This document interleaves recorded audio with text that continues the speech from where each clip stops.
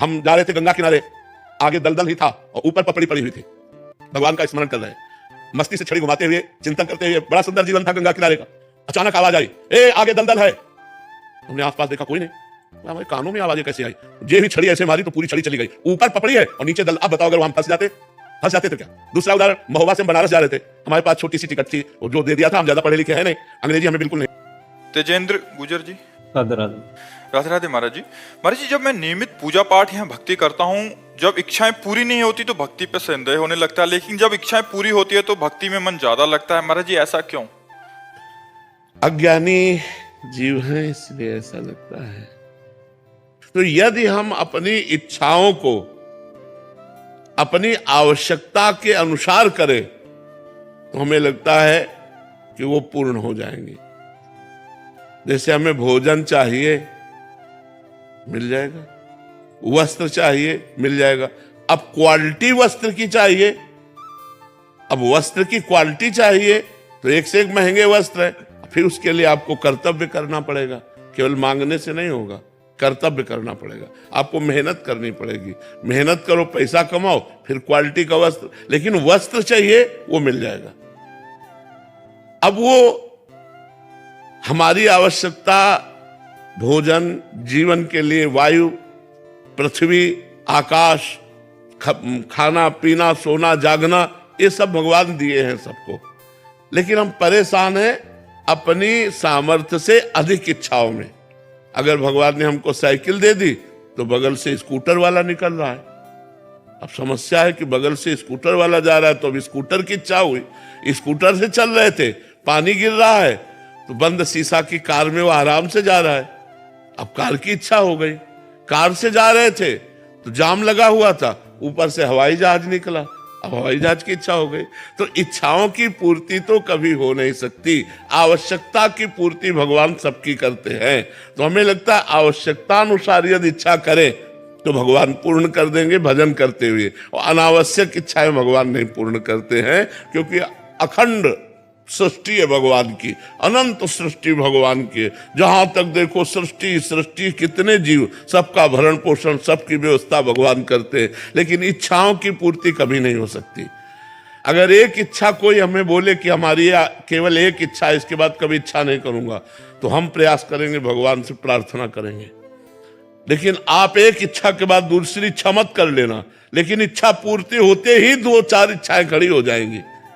तो इसका मतलब इच्छाओं की पूर्ति में ना लगकर हम भगवान के ऊपर छोड़ दें कि आपकी जैसी इच्छा हो वैसा करो। मैं आपका भजन करता हूं, धर्म से चलने की कोशिश करता हूं, और प्रभु आप देख लो, आपने परिवार दिया है, आपने हमें कुछ कर्तव्य कर्म दिए हैं, इनका पालन पोषण करना है, पढ़ाना लिखाना है, ब्याह बर करना है, प्रभु आप देख। तो हमें लगता है भगवान यथा योग्य सबको दे रहे हैं, अपने कर्म के अनुसार सबको दे रहे हैं। जो जैसा कर्म कर रहा है उसके अनुसार उसको फल भगवान दे रहे हैं। तो इसलिए हमें भगवान पर तो अश्रद्धा नहीं करनी चाहिए, अपने भजन को और बढ़ाना चाहिए। और दूसरी सूक्ष्म बात यह है कि हम भजन भी कर रहे हैं और आवश्यकताओं की जो हमारी है उससे कामना कर रहे हैं, लेकिन हमारा पाप प्रबल है तो वो हमें पूर्ण नहीं होने देगा। तो हमें भजन के बल से पाप भी नष्ट करना है। जब तक पाप नष्ट नहीं होगा तब तक हमें सफलता प्राप्त नहीं होगी। तो हमें भगवान को तो कोसना नहीं चाहिए, क्योंकि वो क्या करेंगे जब तुम्हारे कर्म ऐसे हैं, तो क्या करेंगे? सोचो, भगवान की उपस्थिति में दुर्योधन उपद्रव कर रहा है पांडवों के साथ, कितना कष्ट दिया, लेकिन अगर प्रारब्ध में भोगना है तो भगवान चुप बैठे। 12 वर्ष का वनवास, 1 वर्ष का अज्ञातवास, कपटी शकुनी के पासों के प्रभाव से वो हार गए और उनको भोगना पड़ा। तो इतने धर्मात्मा अवतारी महापुरुषों को भोगना पड़ा। तो हम लोग तो कर्म बंधन से बंधे जीव हैं। भगवान पर कभी अश्रद्धा नहीं करनी चाहिए, क्योंकि जैसे सूर्य की ताकत नहीं है कि वो हमें अंधेरा दिखा दे, क्योंकि जहां सूर्य वहां अंधेरा हो ही नहीं सकता। ऐसे भगवान की हम अगर विनोद भाषा में कहें तो ताकत ही नहीं कि किसी का मंगल कर दे, क्योंकि वो मंगल भवन है। वो मंगल भवन है, किसी का मंगल नहीं कर सकते। जब जहर लगाकर दूध में भगवान को पिलाने पूतना आई तो उसे यशोदा मैया की गति दी, तो जो प्यार से भगवान की पूजा करते हैं उनकी दुर्गति कैसे हो सकती है? जो राक्षस भगवान को मारने आए, योगीजन दुर्लभ गति भगवान ने उनको दी, तो जो भगवान का भजन करते हैं उनकी दुर्गति कैसे हो सकती है? भगवान मंगल भवन है, अमंगल हारी है। हमें भगवान पर कभी संशय नहीं करना चाहिए। जरूर हमारी कामनाएं ऐसी होंगी जो पूर्ण होने पर हमें संसार में फंसा दे, इसलिए भगवान पूर्ण नहीं होने देते। हमें ऐसी भावना रखनी चाहिए। हमें भगवान से तो अश्रद्धा। हम जा रहे थे गंगा किनारे, आगे दलदल ही था और ऊपर पपड़ी पड़ी हुई थी। भगवान का स्मरण कर रहे हैं, मस्ती से छड़ी घुमाते हुए, चिंतन करते हुए। बड़ा सुंदर जीवन था गंगा किनारे का। अचानक आवाज आई, ए आगे दलदल है। हमने आसपास देखा, कोई नहीं। हमारे कानों में आवाजें कैसे आई? जे हुई छड़ी ऐसे मारी तो पूरी छड़ी चली गई। ऊपर पपड़ी है और नीचे दल। अब बताओ, अगर वहां फंस जाते तो क्या? दूसरा उदाहरण, महोबा से हम बनारस जा रहे थे। हमारे पास छोटी सी टिकट थी, और जो दे दिया था, हम ज्यादा पढ़े लिखे हैं नहीं, अंग्रेजी हमें बिल्कुल नहीं आती, तो वो ऐसे जनरल की टिकट दे और हमको बैठा दिया था एसी वाले उसमें, अच्छे वाले उसमें। तो हम तो टिकट है ये बात से हम बैठे थे, बाबा जी हमें क्या फर्क।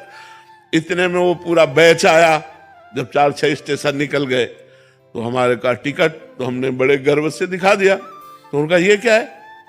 ये पहली बात तो आप कोच में बैठे हुए हो, इसकी टिकट नहीं आपकी, और दूसरी बात ये जनरल की टिकट और 3 स्टेशन की टिकट है। आप कहाँ जा रहे हो? हम कहा बनारस। तो बोले आपके पास टिकट ही नहीं। अब वो जो 2-4 सबकी श्रद्धा संतों पे थोड़ी होती, तो वो गालियां बकने लगे। बोले खड़े हो। तो हम खड़े हो गए। बस भगवान का चिंतन किया कि हमको तो प्रभु कुछ पता नहीं है, ना हमारे पास पैसा है। तुरंत ऊपर से एक आदमी उतरा, अंग्रेजी से उनसे बात की। तुरंत हमको इतना बड़ा कागज जैसा उन्होंने दिया और उसको रुपए गिन के दिए और कहा महाराज जी आप बैठ जाइए। हम आराम से बैठ गए, वाराणसी में उतर गए। कौन था? किससे हमारा परिचय था? 1 सेकंड में भगवान ने, ऐसे एक जगह नहीं, हमने हजारों बार देखा कि हमारे भगवान हमारी एक एक बात सुनते हैं, हमारे पास हैं, हमारे साथ हैं। हम अगर ऐसा अनुभव न हो तो हम बाबा जी लोग जिए कैसे?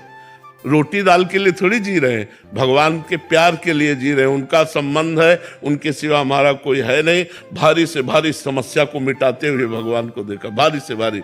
एक बार हम आ रहे थे गिरिराज जी की परिक्रमा दे के, रात्रि के 2 बजे के लगभग, और वो जो ऊपर ऐसे बने होते डिवाइडर में गाड़ी चढ़ गई।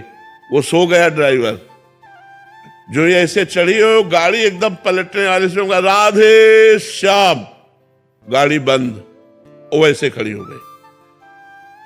अब ड्राइवर एकदम उतरा और कहा माफ कर दीजिए, माफ कर। वो मतलब भयभीत हो गया कि लोग मारेंगे। हम कहा नहीं नहीं। उसने कहा हम सो गए पता नहीं कैसे, माफ कर दीजिए, कभी नहीं सोए। हम कहा बिल्कुल ना, तो पीछे से कोई गाड़ी आई ना अपनी गाड़ी पलटी, सब सुरक्षित।